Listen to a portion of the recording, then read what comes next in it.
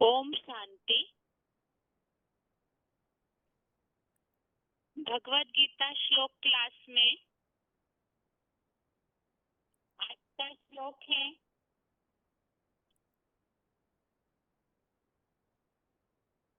8वें अध्याय का 9वां श्लोक।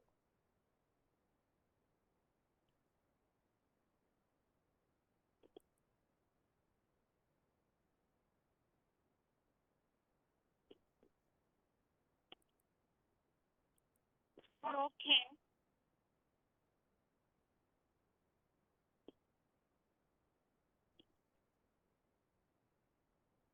कविं पुराण मनुषासितारम् अनोरणीयां ब्रह्मनुस्मरेत्य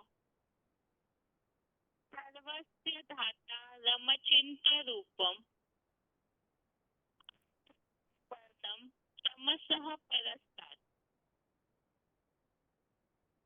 प्रयाणकाले साचलेन भक्त्या युक्तो योगबलेन चैव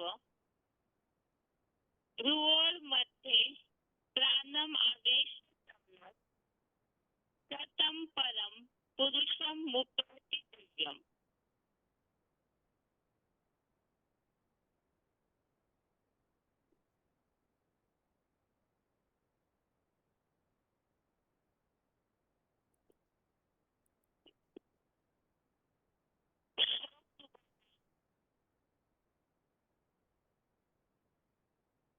कविं पुराणं मनुषासितारम् अनोरणीयां रमनुस्मरेत्य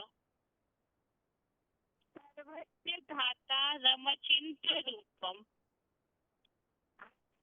वर्णं तमसः परस्तात् प्रयाणकाले मनसा चलेन भक्त्या युक्तो योगबलेन चैव भ्रुवोर्मध्ये प्राणमावेश्य सम्यक् तं परं पुरुषं मुपैति दिव्यम्।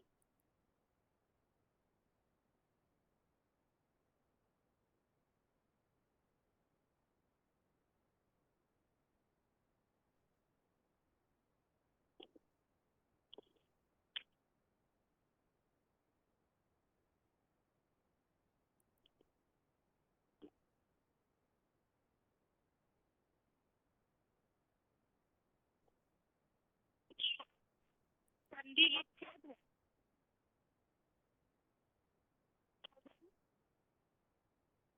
पुराणम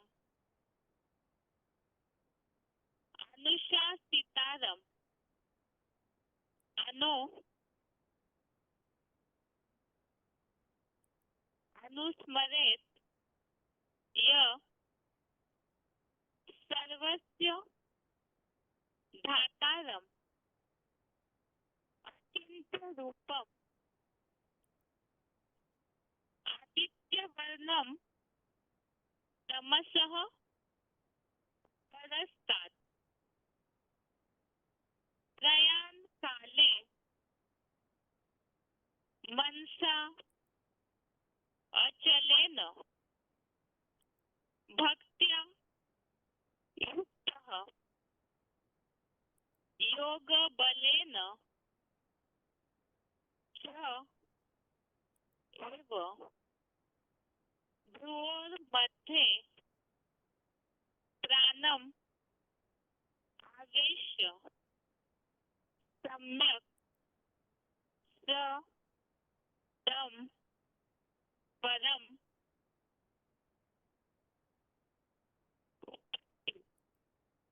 दिव्यम्।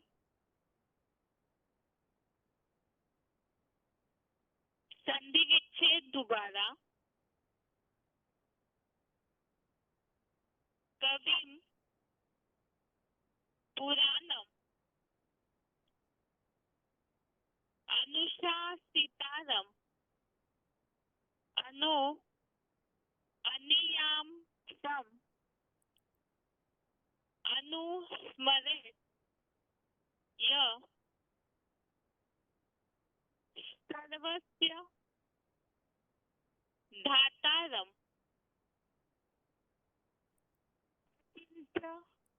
रूपम आदित्यवर्णम तमसः परस्तात्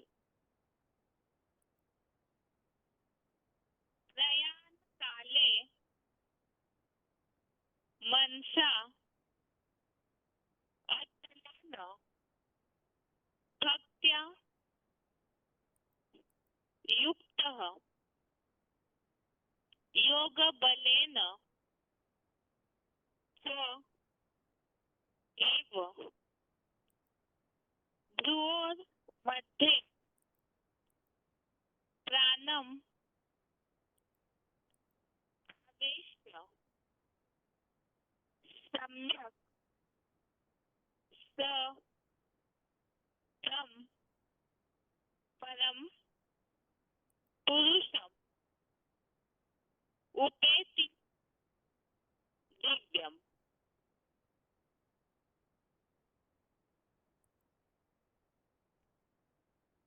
शब्दों का अर्थ है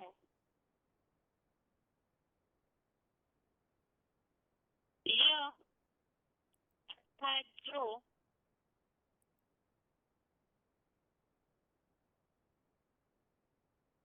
पुराणम अर्थात प्राचीनतम कविम अर्थात कवि को अनुशासितारम अर्थात शासक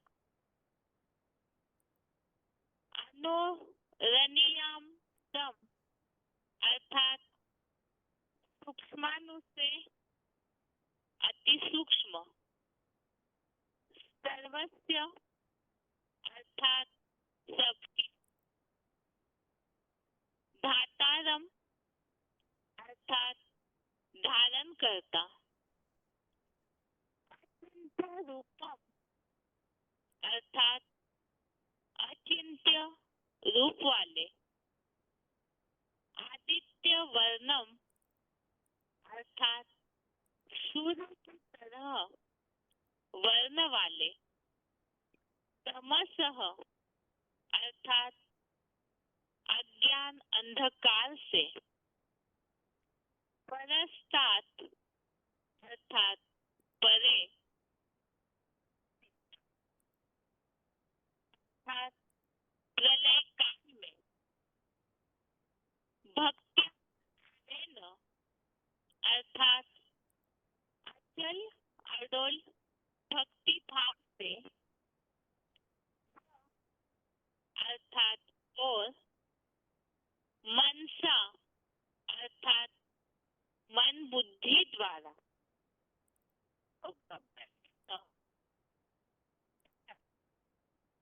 योग बलपूर्वक युक्त हो अर्थात लगा हुआ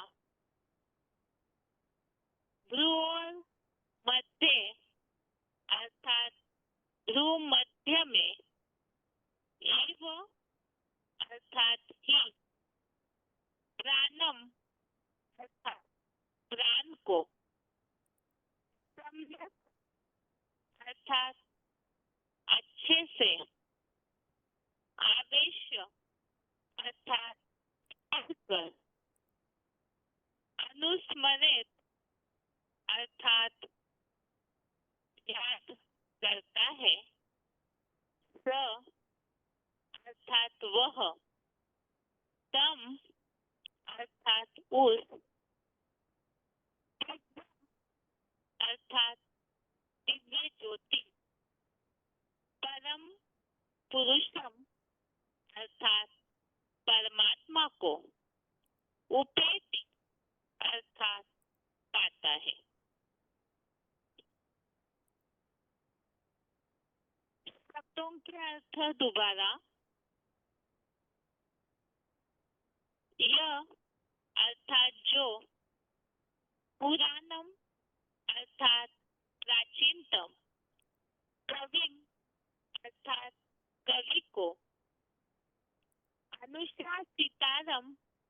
अर्थात शासक, अनोरणीयांसम अर्थात सूक्ष्माणु से अति सूक्ष्म, सर्वस्य अर्थात सबके, धातारम अर्थात धारण करता, अचिंत्य रूपम अर्थात अचिंत्य रूप वाले, आदित्य वर्णम अर्थात सूर्य की तरह वर्ण वाले, तमसः अर्थात अज्ञान अंधकार से, परस्तात अर्थात परे, प्रयाण काले अर्थात प्रलय काल में, भक्ति अर्थात अचल अडोल भक्ति भाव से, अर्थात और मनसा अर्थात मन बुद्धि द्वारा, योग बलेन अर्थात योग बल पूर्वक, युक्त अर्थात लगा हुआ, भ्रुवोर मध्य अर्थात भ्रूमध्य में, अर्थात प्राणम अर्थात प्राण को, सम्यक अर्थात अच्छे से, आवेश अर्थात स्थिर कर, अनुस्मरित अर्थात याद करता है, स अर्थात वह, तम अर्थात उस, अर्थात दिव्य ज्योति, परम पुरुषम अर्थात परमात्मा को, उपैति अर्थात पाता है।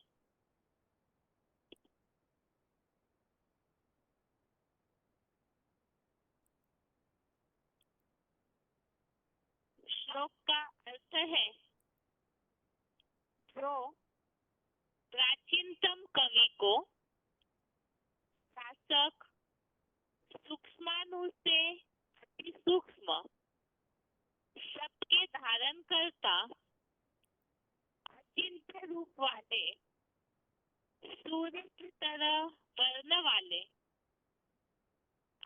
अंधकार से परे, प्रलय काल में अचल अडोल भक्ति भाव से और मन बुद्धि द्वारा योग बल पूर्वक लगा हुआ, भ्रूमध्य में ही प्राण को अच्छे से स्थिर कर याद करता है, वह उस ज्योति परमात्मा को पाता है।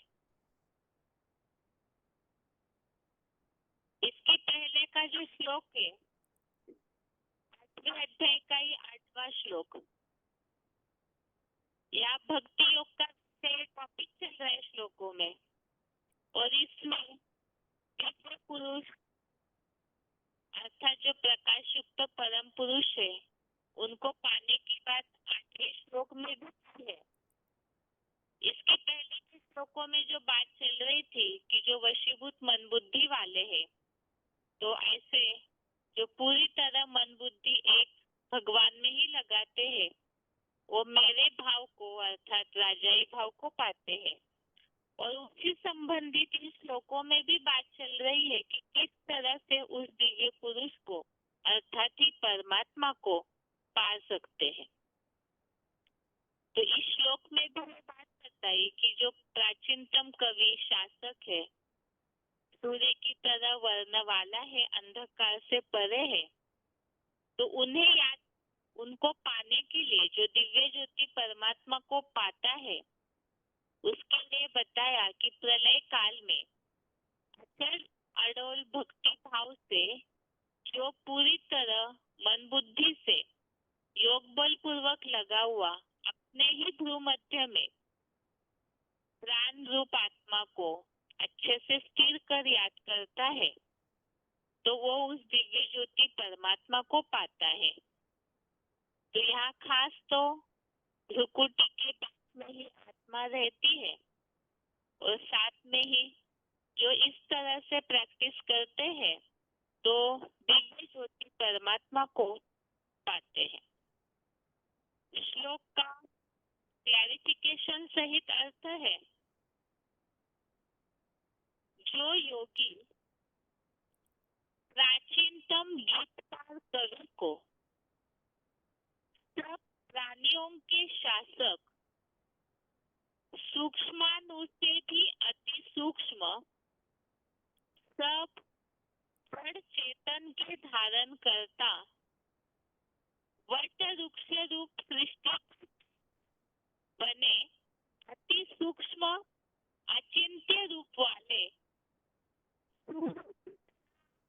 ज्ञान प्रकाश के तीक्ष्ण वर्ण वाले, अज्ञान अंधकार से परे ज्ञान सूर्य शिव बाबा को पुरुषोत्तम संगम युगी प्रलय काल में अचल अडोल भक्ति भाव से और अव्यभिचारी मन बुद्धि द्वारा योग बल पूर्वक लगा हुआ भ्रू मध्य में ही प्राण रूप ज्योति युक्त सूक्ष्म बिंदु स्वरूप को अच्छे से स्थिर कर याद करता है, वह उस श्रेष्ठतम हीरो पात्रधारी शिव समान परमात्मा को पाता है।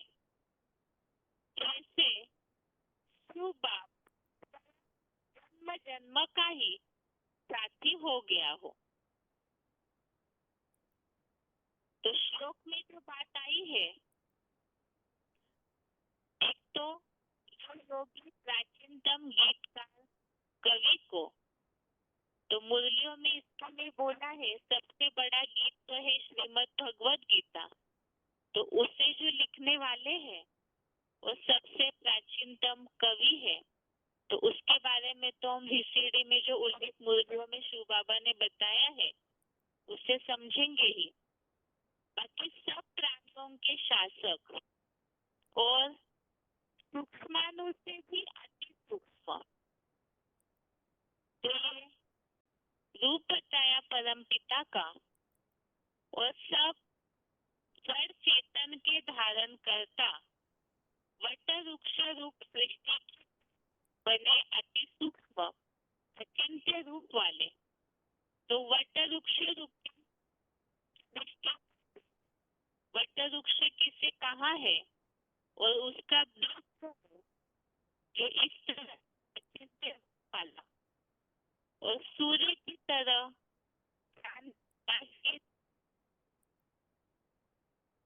तो इन सब बातों ने बातें बताई है। वास्तव में तो चैतन्य ज्ञान सूर्य, ज्ञान का सूर्य तो परम पिता शिव ही है और उनके उस अकूट प्रकाश को जो धारण करता है तो उसके बारे में उल्लेख आया हुआ है, जो अज्ञान अंधकार से परे ज्ञान सूर्य शिव बाबा को जो पुरुषोत्तम संगम युगी प्रलय काल अर्थात महामृत्यु के समय, विनाश के समय में जो अचल अडोल भक्ति भाव से और अव्यभिचारी मन बुद्धि द्वारा योग बल पूर्वक लगा हुआ। तो यहाँ केवल विनाश के उस समय की बात नहीं जब महामृत्यु का एन समय चल रहा हो, तो लंबे समय की जो प्रैक्टिस है योग बल की वही अंत में काम आती है। तो वो प्रलय काल में जो अचल अडोल भक्ति भाव से इस तरह अव्यभिचारी मन बुद्धि द्वारा योग बल पूर्वक लगा हुआ और ध्रुव मध्य में ही प्राण रूप आत्म ज्योति युक्त सूक्ष्म बिंदु स्वरूप को अच्छे से स्थिर कर याद करता है। अर्थात जो ऐसे योगी अपनी भ्रुकुटी में ही भ्रूमध्य भ्रुकुटी में जो रूप समाई हुई है, तो उसे एकाग्र करके फिर अव्यभिचारी रीति से याद करता है, योग बल पूर्वक लगा हुआ है, तो वह उस श्रेष्ठतम हीरो पाठधारी जो सूर्य समान दिव्य ज्योति बना है, तो उस परमात्मा को पाता है। अर्थात जैसे शुभा स्वयं जन्म जन्म का ही साथी हो गया हो। और श्लोक संबंधित रेफरेंस श्लोक देखते हैं।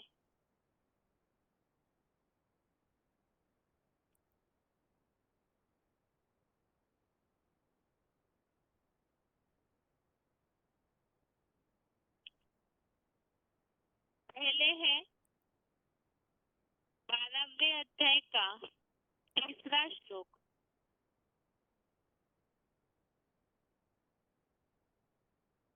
अध्याय 12 श्लोक नंबर 3। इस श्लोक में जहाँ आज के श्लोक में उल्लेख आया है अचिंत्य अचिंत्य रूप वाले, तो इसी बात का यहाँ भी उल्लेख आया हुआ है अचिंत्यम, अर्थात जो चिंतन न करने योग्य है। आगे 11वें अध्याय 12वां श्लोक, अध्याय 11 श्लोक नंबर 12। आज के श्लोक में जो बात आई है सूर्य की तरह अकुट ज्ञान प्रकाश के तीक्ष्ण वर्ण वाले, तो इसी तरह से यहाँ भी 11वें अध्याय के 12वें श्लोक में भी हजारों सूर्यों की कांति इस तरह से उल्लेख आया है। अर्थात जो सूर्य की तरह तीक्ष्ण वर्ण वाला, सूर्य की तरह यहाँ हजारों सूर्यों की कांति का उल्लेख है।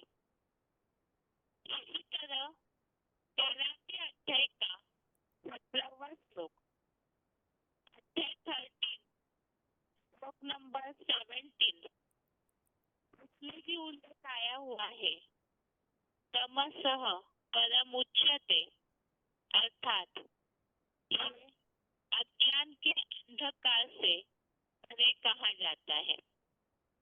तो वो अज्ञान के अंधकार से परे कौन कहा जाता है? वो ज्योतिमान जो नक्षत्रों की जो ज्योति है, जो ज्ञान सूर्य है, वो अज्ञान अंधकार से परे है।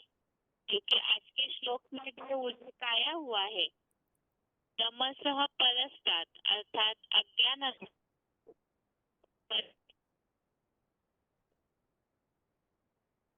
आज का रेफरेंस श्लोक है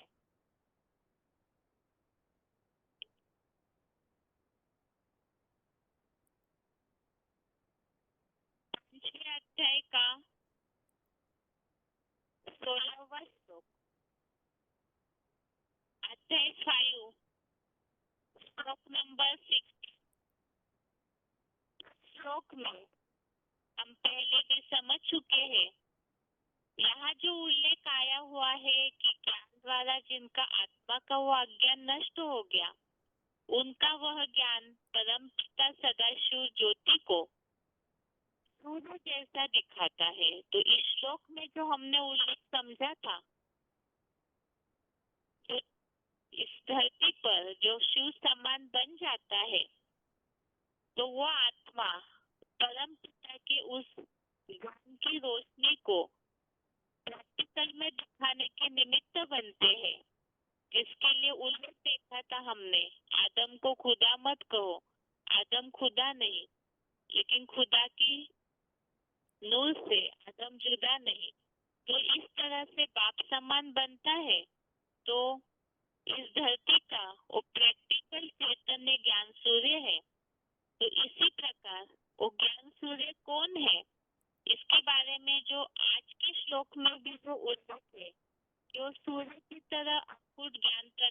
वाला परम पिता शिव का प्रकाश जो है ज्ञान सूर्य का, उसे प्रैक्टिकल में दिखाने के लिए इस धरती पर प्रैक्टिकल ज्ञान सूर्य चैतन्य सूर्य जो है वो आत्मा निमित्त बनती है जो शिव समान है। और 8वें अध्याय का 12वां श्लोक, अध्याय 8 श्लोक नंबर 12, इसमें भी उल्लेख आया हुआ है भ्रुकुटी में स्थिर होने का। इस तरह से ये आज के श्लोक संबंधित रेफरेंस श्लोक हमने देखे, और आज के श्लोक में तो काफी सारी बातें हैं। इसमें खास तो परम पिता के रूप का भी वर्णन है, और जो मुरलियों में हमेशा उल्लेख आता है भ्रुकुटी के मध्य में आत्मा निवास करती है, तो उसमें अपनी मन बुद्धि को एकाग्र करना है। उसमें जो विनाश के पहले इस तरह की अव्यभिचारी मन बुद्धि से प्रैक्टिस करते हैं तो वो उस शिव समान बनने दिव्य ज्योति परमात्मा को पाता है। के श्लोक का अर्थ है, सुनते हैं, उसके बाद श्लोक संबंधित पॉइंट्स। कविं पुराणं मनुषासितारम् अणोरणीया समनुस्मरेत्य सर्वस्य धातारमचिन्त्य रूपम् आदित्यवर्णं तमसः परस्तात् प्रयाणकाले मनसाचलेन भक्त्या युक्तो योगबलेन चैव भ्रुवोर्मध्ये प्राणमावेश्य सम्यक् सतं परं पुरुषम् उपैति दिव्यम्। जो योगी प्राचीनतम गीतकार कवि को सब प्राणियों के शासक, सूक्ष्माणु से भी अति सूक्ष्म, सब जड़ चेतन के धारण करता, वट वृक्ष रूप सृष्टि के बीज अति सूक्ष्म बने अचिंत्य रूप वाले, सूर्य की तरह अखूट ज्ञान प्रकाश के तीक्ष्ण वर्ण वाले, अज्ञानांधकार से परे ज्ञान सूर्य शिव बाबा को पुरुषोत्तम संगम युगी प्रलय काल में अचल अडोल भक्ति भाव से अव्यभिचारी मन बुद्धि द्वारा योग बल पूर्वक लगा हुआ भ्रूमध्य में ही प्राण रूप आत्म ज्योतियुक्त सूक्ष्म बिंदु स्वरूप को अच्छे से स्थिर कर याद करता है, वह उस श्रेष्ठतम हीरो पाठधारी शिव समान दिव्य ज्योति परमात्मा को पाता है, जैसे शिव प्लस शंकर ही सदा काल का साथी हो गया हो।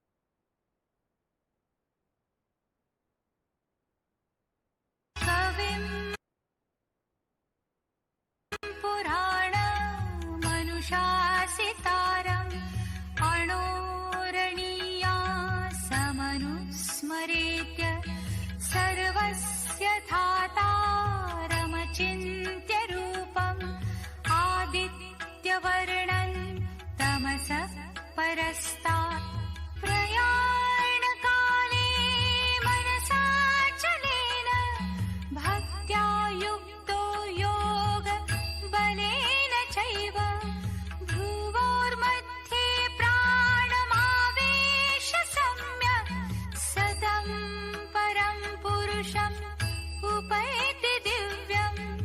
जो योगी प्राचीनतम गीतकार कवि को सब प्राणियों के शासक, सूक्ष्माणु से भी अति सूक्ष्म, सब जड़ चेतन के धारण करता, वट वृक्ष रूप सृष्टि के बीज अति सूक्ष्म बने अचिंत्य रूप वाले, सूर्य की तरह अखूट ज्ञान प्रकाश के तीक्ष्ण वर्ण वाले, अज्ञानांधकार से परे ज्ञान सूर्य शिव बाबा को पुरुषोत्तम संगम युगी प्रलय काल में अचल अडोल भक्ति भाव से अव्यभिचारी मन बुद्धि द्वारा योग बल पूर्वक लगा हुआ भ्रूमध्य में ही प्राण रूप आत्म ज्योतियुक्त सूक्ष्म बिंदु स्वरूप को अच्छे से स्थिर कर याद करता है, वह उस श्रेष्ठतम हीरो पाठधारी शिव समान दिव्य ज्योति परमात्मा को पाता है, जैसे शिव प्लस शंकर ही सदा काल का साथी हो गया हो।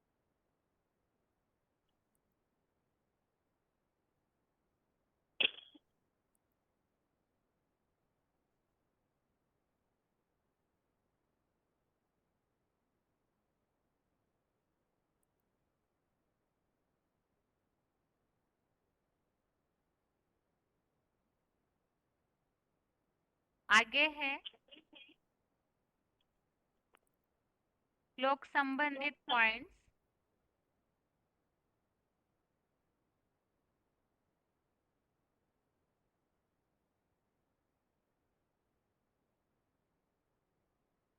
वार्तालाप का पॉइंट है वार्तालाप number 1748, discussion number 1748, 21 minute 21 minutes के बाद से लिया हुआ पॉइंट है प्राचीनतम गीतकार कवि।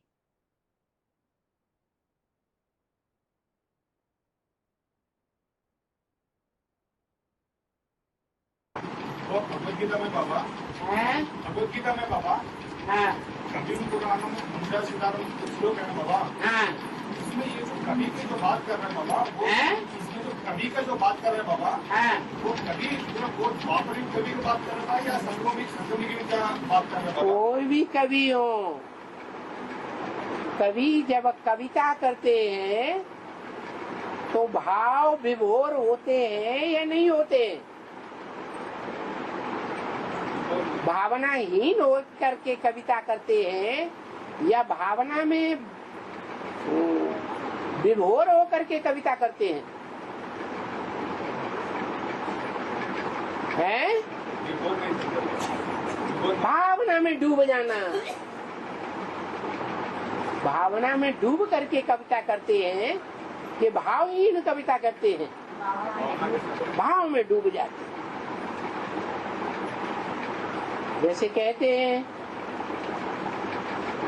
वियोगी होगा पहला कवि, आह से उपजा होगा ज्ञान,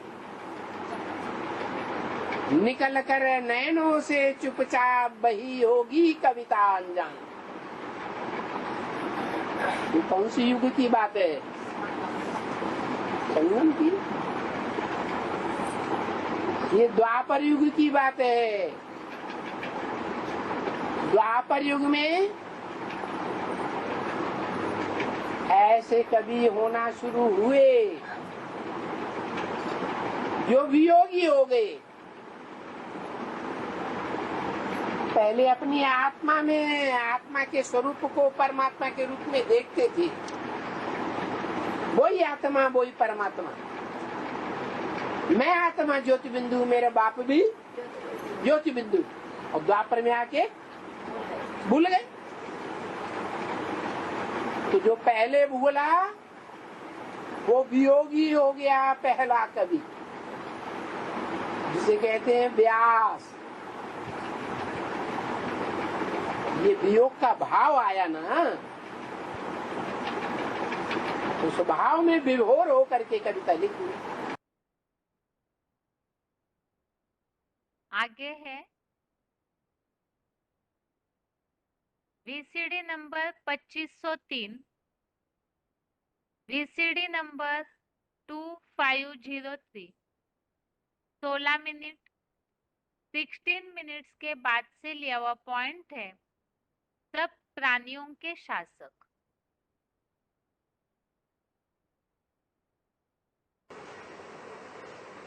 एक ही आत्मा है संसार में पार्ट बजाने वाली, जो कभी भी रजो प्रधान तमो प्रधान नहीं बनती। वो सदा सत्य है और है तो वो भी बिंदी। जैसे हम आत्माएं बिंदी हैं, परंतु वो जन्म मरण के चक्र में ना आने से, गर्भ से जन्म न लेने से उस पे कोई संग का रंग नहीं लगता है। तो साबित हो जाता है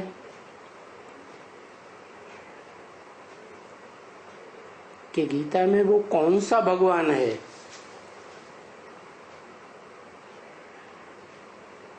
जो दूसरे शास्त्रों में कोई ऐसा कोई सिखाने वाला नहीं हो सकता। कौन सा भगवान है? जो सदा अच्छे से अच्छा शासन करने वाला है। कैसा अच्छा शासन है? ऐसा अच्छा शासन करता है जो उसका नाम ही पड़ता है महेश्वर, ईश्वर। ईश माने शासन करना, वर माने शिष्ट, यानी उससे ज्यादा अच्छा शासन किसी ने संसार में किया ही नहीं। इसीलिए दुनिया में जितने भी धर्म पिताएं हुए, उनके फॉलोअर्स हुए, धर्म ग्रंथों को मानने वाले हुए फॉलोअर्स, उनमें से कोई ऐसा संसार में हिस्ट्री में नहीं निकला जिसने सारी दुनिया के ऊपर विजय प्राप्त की हो, शासन किया हो। क्यों नहीं निकला? क्योंकि वो सब हिंसक हुए।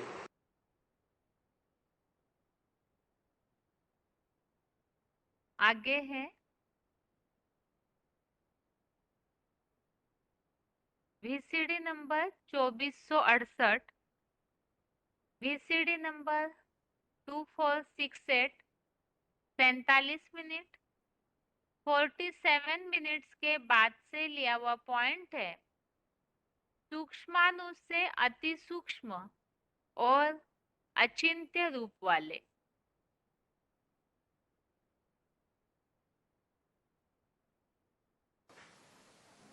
गीता में भी क्या कहा है?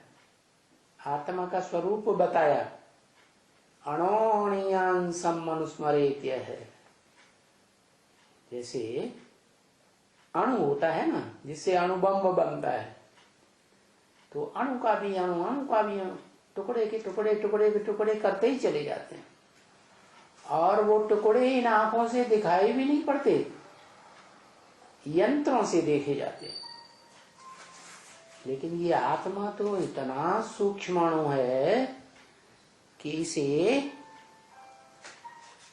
न इन आंखों से देख सकते, न यंत्रों से देख सकते। इस आत्मा को तो मन बुद्धि रूपी यंत्र से ही देख सकते हैं। तो मन बुद्धि के मनन चिंतन मंथन से तुम पहचानो कि मैं आत्मा का रूप क्या है। निराकार बताया ना, निराकार इसलिए बताया कि उसकी लंबाई चौड़ाई बिंदु की नहीं है। बिंदु की कोई लंबाई चौड़ाई नापी जाती है? इसलिए गीता में कहा है अप्रमेयम, या उसका माप नहीं है, लंबाई चौड़ाई मोटाई नहीं बताई जा सकती। वो इतना सूक्ष्म है कि अनिर्वचनीय है। क्या लोग कहते हैं, उसको वाणी के द्वारा बताया नहीं जा सकता। हाँ, प्रैक्टिस करके योगाभ्यास की उसका अनुभव किया जा सकता है। अचिंत्य है, वो इतना सूक्ष्म है आत्मा, अणुरूप, कि उसका चिंतन भी नहीं किया जा सकता। हाँ, वो सुप्रीम सोल जिस तन में मुकर्रर रूप से प्रवेश करता है, उसके जन्म जन्मांतर का चिंतन कर सकते हैं, उसके इस जीवन कहानी का भी चिंतन कर सकते हैं। बाकी आत्मा तो अचिंत्य है। क्या? हाँ, ईश्वरीय ज्ञान के द्वारा, ज्ञान की मनन चिंतन मंथन की गहराई में जाकर के वो आत्मा रूपी जो रिकॉर्ड है, उसके अनेक जन्मों का जो पार्ट भरा हुआ है, वो जान सकते हैं। आगे है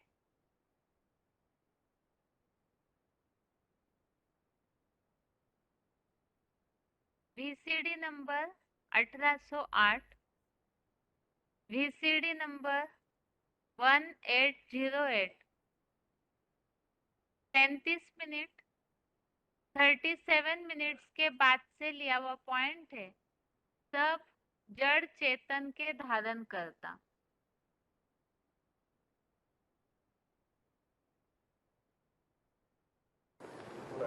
अरे बाप में तो सारी दुनिया समाई हुई है। क्या बीज में सारा संसार, जड़ जंगम सारा संसार समाया हुआ है। अरे आम का बीज हमने जान लिया, ये आम का बीज है, तो सारा वृक्ष बुद्धि में आता है या नहीं आता है? आ जाता है। आगे है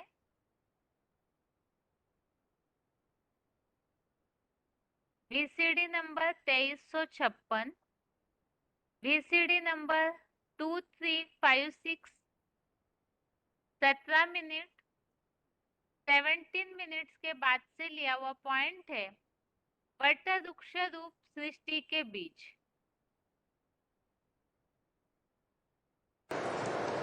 ये सारी मनुष्य सृष्टि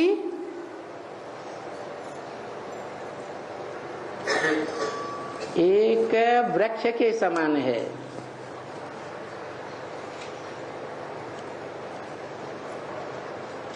जिस कल्प वृक्ष कहो,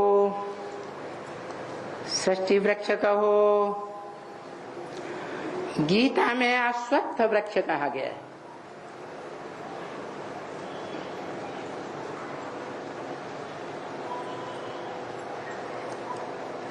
वट वृक्ष भी कहा।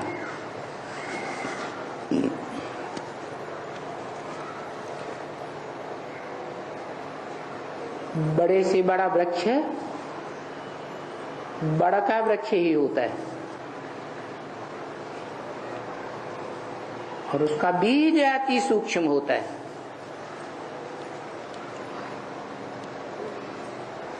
हम आत्माएं अपने शरीर रूपी वृक्ष के बीज हैं, चैतन्य बीज। परंतु सारी मनुष्य सृष्टि का बीज भी तो कोई होगा, होगा या नहीं होगा? तो सारी मनुष्य सृष्टि का जो बीज है, जो इस सृष्टि पर सदा कायम रहता है, उसका भारतीय शास्त्रों में गायन है। क्योंकि बीज को बाप कहा जाता है।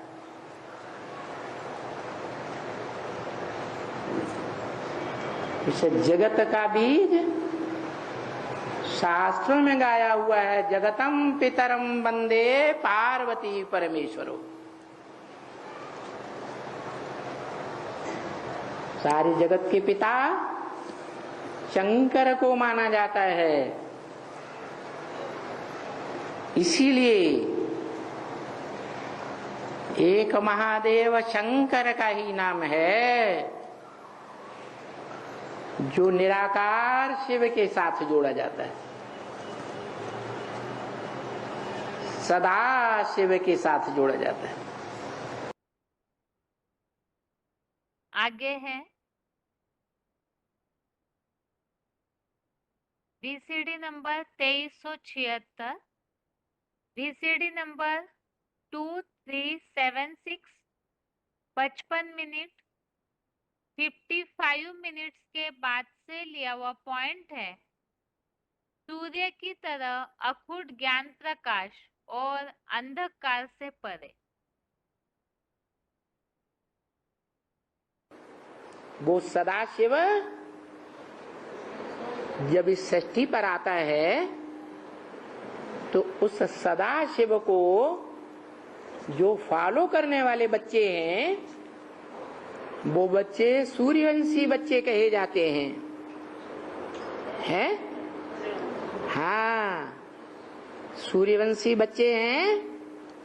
वो सूर्यवंशी बच्चे जानते हैं कि इस सृष्टि रूपी रंगमंच पर पार्ट बजाने वाली आत्माओं के बीच कौन सी आत्मा परे ते परे स्टेज में रहने वाली है? आत्मा रूपी सितारे के रूप में जो सदा ज्ञान की रोशनी से भरपूर रहती है, कभी रोशनी से हीन नहीं होती। वो कौन है?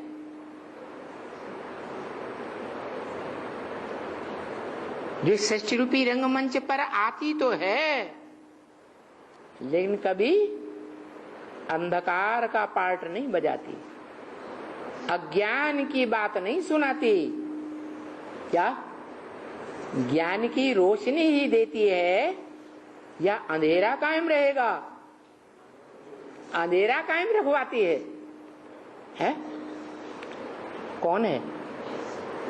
अरे शिव, सदा शिव। वो सदा शिव इस सृष्टि पर आता है तो असल में जो पार्ट बजाता है, जिस युग में पार्ट बजाता है, उस युग में सदा ज्ञान सूर्य है। कि कभी ज्ञान से रहित पार्ट बजाता है, अज्ञानता का पार्ट बजाता है? नहीं। लेकिन उसका ये विरुद्ध है कि मैं जब आता हूं, भले सिर्फ संगम युग पर ही आता हूं, तो भी तुम बच्चों को आप समान, जैसे मैं सदा ज्ञान सूर्य हूं, ऐसे तुम बच्चों को भी ऐसी संपन्न आत्मा बनाता हूं कि जब से इस संगम में तुम संपन्न आत्मा बनते हो, तब से लेकर के जब तक ये संगम युग रहेगा, तब तक उस शूटिंग पीरियड में तुम कैसा पार्ट बजाएंगे? ज्ञान सूर्य का पार्ट बजाएंगे या अंधकार का पार्ट बजाएंगे? ज्ञान सूर्य का पार्ट बजाएंगे। तो जो ज्ञान सूर्य का पार्ट बजाने वाली आत्मा है मनुष्य आत्माओं के बीच में, उसको गीता में टाइटल दिया है, मैं जब आता हूं तो पहले पहले किसको ज्ञान देता हूं? है सूर्य को ज्ञान देता हूं। उसका नाम प्रैक्टिकल में ज्ञान सूर्य है। आगे है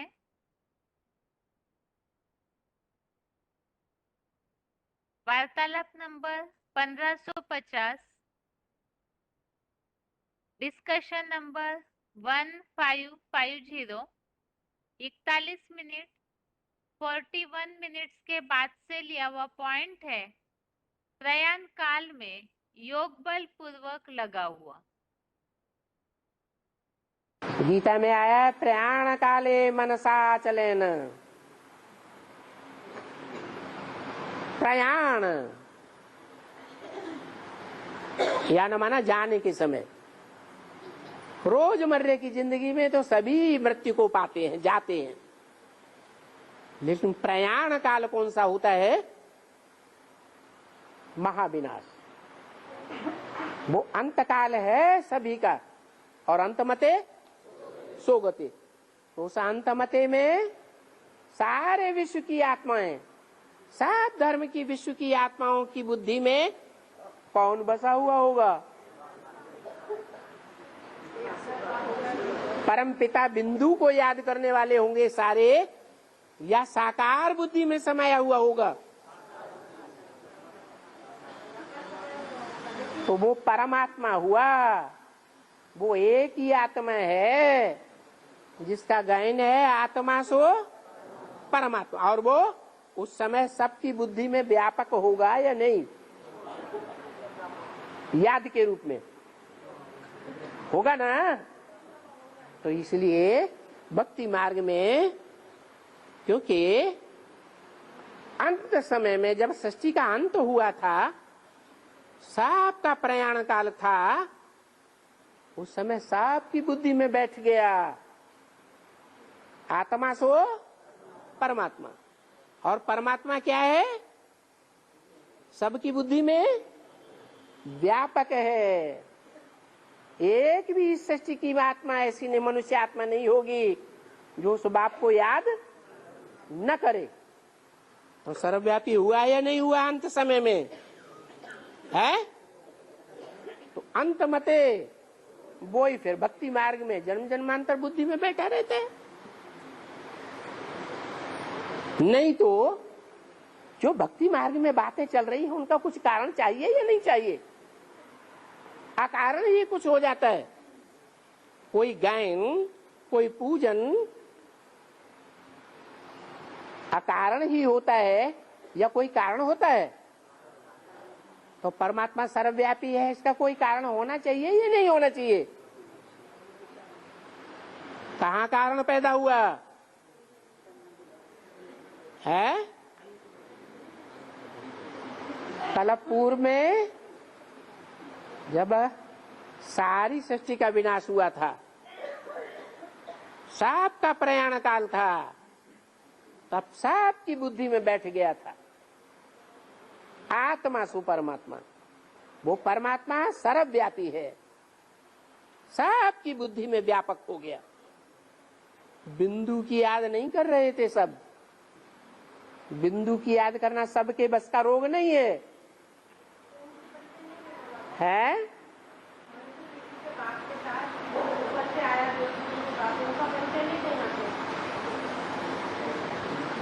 बिना उसके तो साकार बाप कुछ भी नहीं है। लेकिन जनरल पब्लिक जो है उसकी संख्या ज्यादा है, या 84 जन्म लेने वाले जो पक्की आत्मा बनते हैं, देहभान जिनमें रहता ही नहीं। एक जन्म का भी देहभान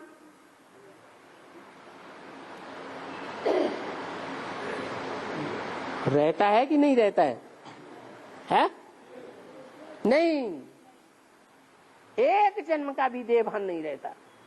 पूरे 84 जन्म आत्मा। तो ऐसी आत्माएं जो है वो बिंदु को याद कर सकती है। बाकी 9 लाख कम 500-700 करोड़ मनुष्य निराकार को याद कर सकेंगे? है? नहीं कर सकेंगे। आगे है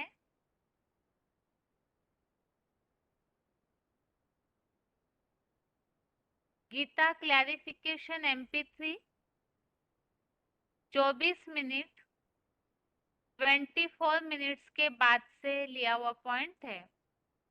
ध्रुव मध्य में ही प्राण को स्थिर कर याद करना है।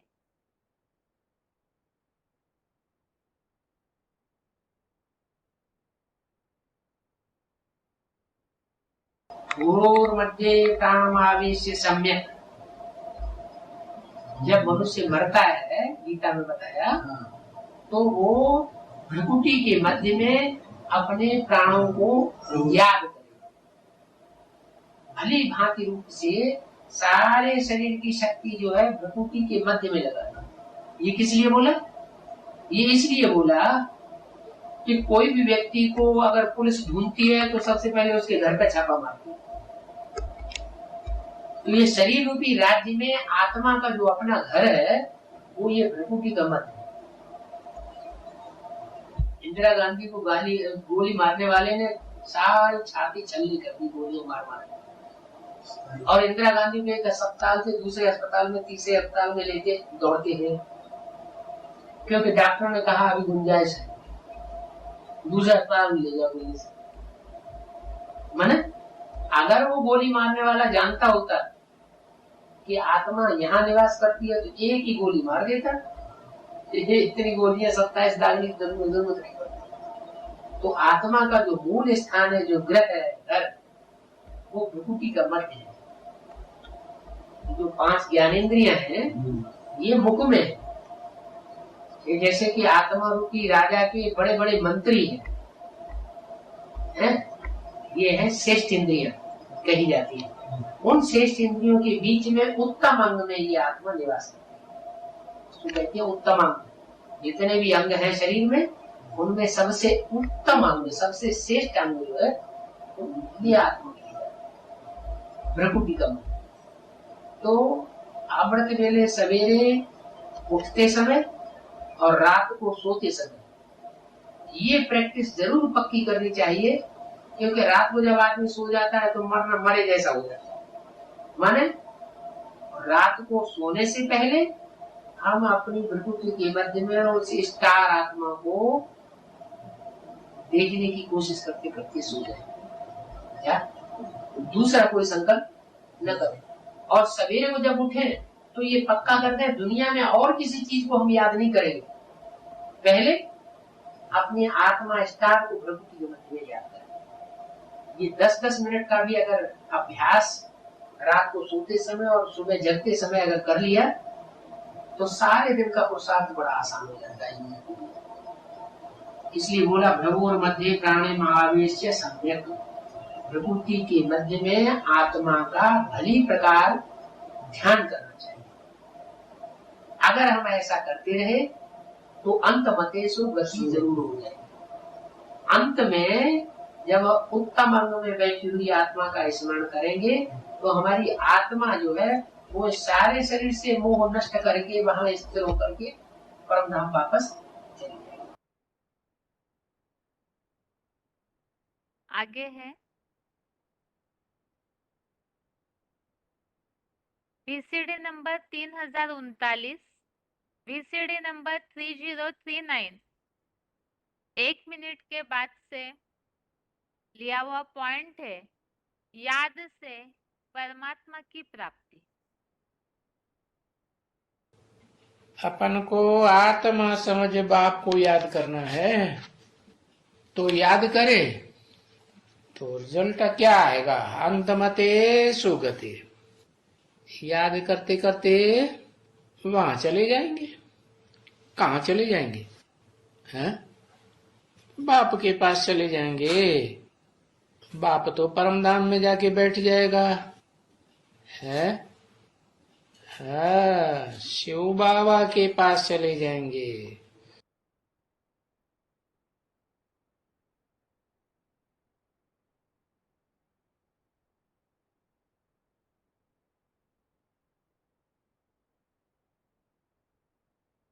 आगे है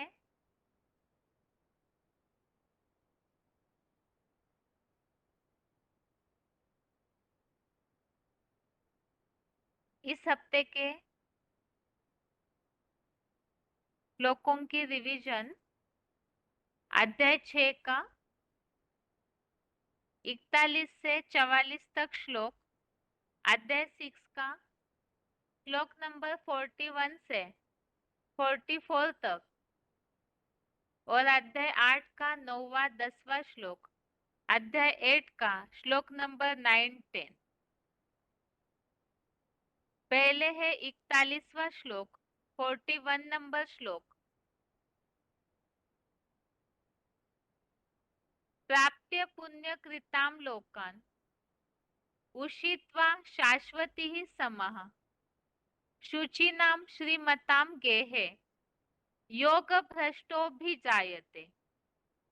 अर्थात योग भ्रष्ट व्यक्ति पापात्माओं के नारकीय लोक में सीधा नहीं जाता, पुण्यात्माओं के लोकों को यही पाकर अनेक वर्षों तक साधारण समझे गए प्रजावर्ग के सामान्य जीवन में रहकर श्रेष्ठ कुल के एक नारी सदा ब्रह्मचारी गृहस्थियों में पवित्र श्रीमंतों के घर में जन्म लेता है। श्लोकों में बात चल रही थी योग भ्रष्ट पुरुष के गति का विषय। तो इस संबंधी श्लोकों में हमने इसके पहले कई सारी बातें देखी हुई है कि जो योग भ्रष्ट होते हैं तो जाकर नीच प्रजा बन जाते हैं। उनकी गति के बारे में अर्जुन को भगवान ने अलग अलग बातें बताई है। तो इसी तरह से यहाँ आज के श्लोक में ये बात बताई 41 नंबर श्लोक में कि ऐसे जो है वो सीधा ही जाकर के नरक में नहीं जाएंगे ऐसे योग भ्रष्ट व्यक्ति, बल्कि पवित्र श्रीमंतों के घर में जन्म लेते हैं। अर्थात जो इस श्लोक संबंधित विसेडिस हमने सुनी थी उसमें यह उल्लेख था, पवित्र श्रीमंतों के घर में, अर्थात कोई ना कोई ऐसे धार्मिक परिवारों में जन्म लेते हैं। तो जो भी ऐसे लास्ट सो फास्ट आने वाली आत्माएं हैं, तो ये तो बात सभी के लिए नहीं, अलग अलग धर्म की आत्माएं भी जो ब्राह्मण परिवार में है, ये कल्पवृक्ष वैरायटी फूलों का झाड़ है, तो उनकी बात नहीं। जो श्रेष्ठ आत्माएं हैं अव्वल नंबर पद पाने वाली, तो खास उनके लिए ये उल्लेख है कि ऐसी आत्माएं धार्मिक घरों में पवित्र श्रीमंतों के घर में जन्म लेती। आगे है श्लोक नंबर 42, श्लोक नंबर 42। श्लोक है, अथवा योगिनामेव कुले भवति धीमता एतत् हि दुर्लभतरम लोके जन्म यदीदृशम। अर्थात अथवा बुद्धिमान योगियों के लगनशील किंतु संशयालु बने ब्राह्मणों के अधूरे कुल में ही पैदा होता है, किंतु ऐसा साक्षात माहेश्वरी सूर्यवंशियों के परिवार में जो जन्म है, इस पुरुषोत्तम संगम में तीव्रतर पुरुषार्थियों के लोक में अति कठिन है। तो यो भी जन्म के लिए लेकर के ही बात बताई हुई है। तो जो भी ऐसे योग भ्रष्ट व्यक्ति शरीर छोड़ देते हैं, तो उनको कैसे जन्म मिलेगा, उसके बारे में ही यहाँ अलग अलग तरीके से उल्लेख बताया है। आगे है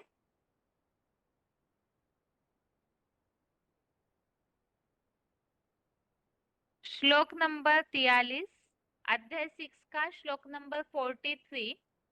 श्लोक है, तत्रतम बुद्धि संयोगम लभते पौर्वदेहिकम यतते च ततो भूयः तम सिद्धो गुरुनंदन। अर्थात वहां ब्राह्मण बने पूर्व जन्म से प्राप्त वह एडवांस रुद्रगणों का बुद्धि संयोग पाता है, और फिर हे कुरुवंशियों के ठेठ घमंडी इस्लामी बौद्धि आदि विधर्मियों के भी प्रहलाद आनंद दाता अर्जुन पुनः एडवांस ब्राह्मण परिवार में विष्णु लोकीय वैकुंठ की संपूर्ण सिद्धि पाने हेतु यत्न करता है।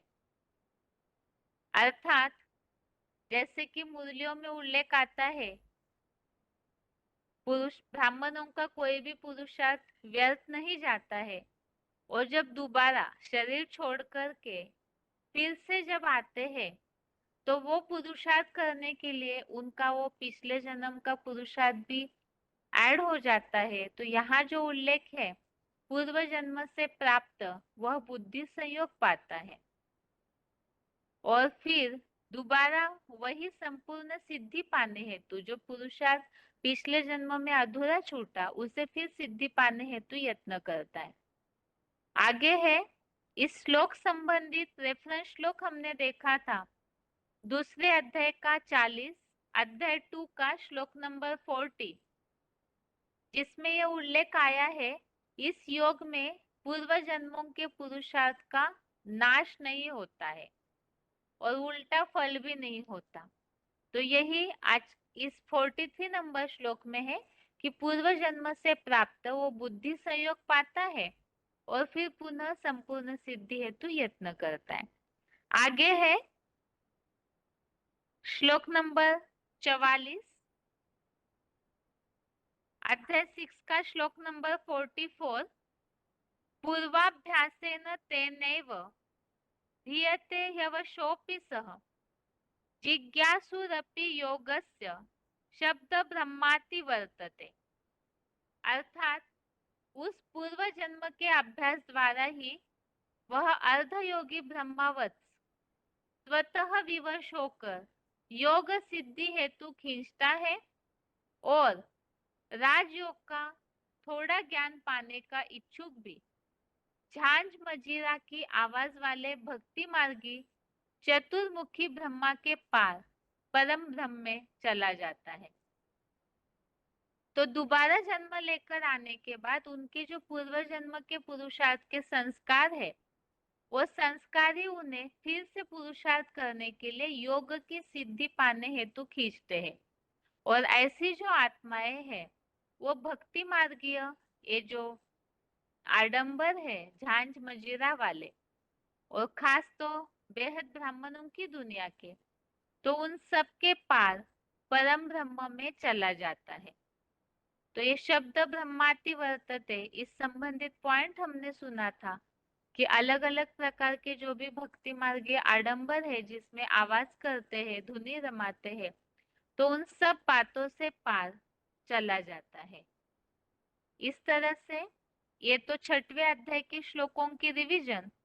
और आगे है आज का श्लोक, 8वें अध्याय का 9वां 10वां श्लोक। श्लोक है, कविम पुराणम मनुषासितारम अनोरणीयां सम्मनुस्मरेत्य सर्वस्य धातारमचिन्त्य रूपम आदित्य वर्णम तमसः परस्तात् प्रयाण काले मनसा चलेन भक्त्या युक्तो योग बलेन चैव भ्रुवोर्मध्ये प्राणमामेश सम्यक स तम परम पुरुषम मुपेति दिव्यम।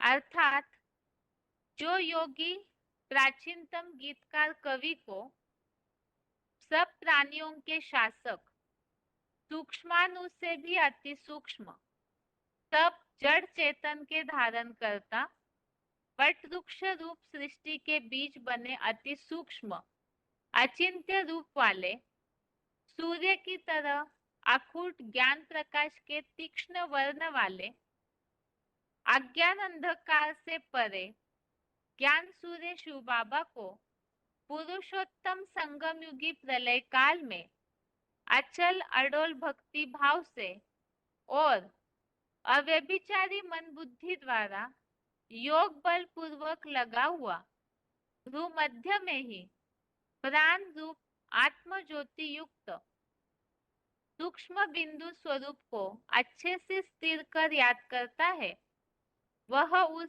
श्रेष्ठतम हीरो पाठधारी शिव समान दिव्य ज्योति परमात्मा को पाता है, जैसे शिव बाप स्वयं जन्म जन्म का ही साथी हो गया हो। श्लोक संबंधित पॉइंट्स हमने अभी सुने हैं, जिसमें जो अचिंत्य रूप की बात आई, तो ये अनुरणीयाम सम्मनुस्मरेत्य, इन बातों के लिए जैसे बताया आत्मा अनु से अनुरूप है, अचिंत्य रूप वाली है, लेकिन योग बल के आधार से उसे मन की एकाग्रता से महसूस किया जा सकता है। और सूर्य की तरह जो तीक्ष्ण वर्ण वाले हैं, और चैतन्य ज्ञान सूर्य जो शिव समान बनते हैं, वो किस तरह प्रैक्टिकल ज्ञान सूर्य अज्ञान अंधकार से परे है। और ऐसे शिव बाबा में ही जो प्रलय काल में विनाश के समय में ही अव्यभिचारी मन बुद्धि से पूरा योग बल पूर्वक लगे रहते हैं, और अपनी भ्रुकुटी में जो आत्मा को पूरी तरह मन बुद्धि द्वारा एकाग्र होकर याद करते हैं, तो ऐसे पुरुषार्थी उस दिव्य ज्योति परमात्मा को पाते हैं। यह है आज के श्लोक संबंधित अर्थ और सार। श्लोक के रेफरेंस श्लोक अभी हमने देखे थे।